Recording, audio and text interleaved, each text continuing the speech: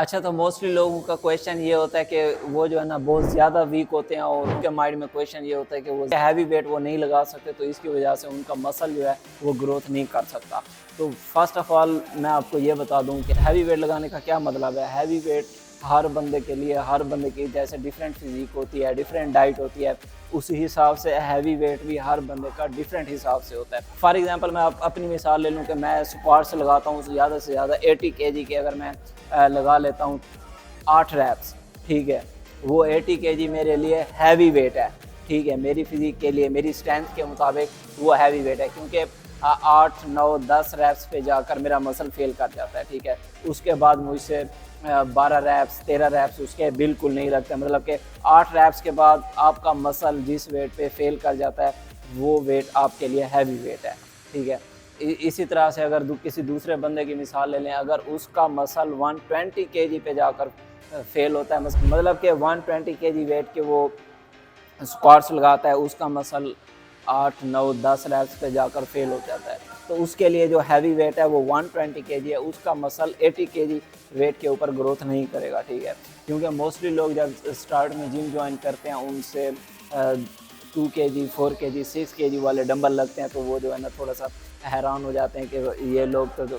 Heavy weight लगा रहे हैं, हम जितना वेट लगाते हैं ये तो उसके डबल से जो है ना वार्म अप करते हैं। तो आहिस्ता आहिस्ता हर किसी की स्ट्रेंथ बढ़ती है। तो जो हैवी वेट की डेफिनेशन है वो ये है, हर बंदे के हिसाब से डिफरेंट होता है वेट,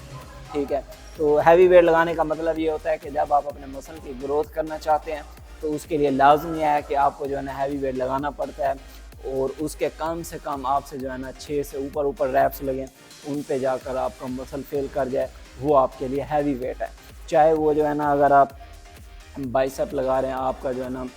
5 केजी वेट के ऊपर आपका मसल फेल कर जाता है 8 रैप्स पे, वो आपके लिए हैवी वेट है, ठीक है। अच्छा, तो इसमें जो सेकंड क्वेश्चन होता है वो होता है कि जो है ना बिटवीन द सेट आपको रेस्ट कितना लेना चाहिए। अगर आप स्क्वाट्स और डेड लिफ्ट में तो आप अपना माइंड बना लें कि जो है ना इसमें आपको 2 से 3 मिनट का रेस्ट लाजमी करना है एक सेट से दूसरे सेट के दरमियान, ठीक है। तो इसके अलावा जो दूसरे सेट्स हैं, फॉर एग्जांपल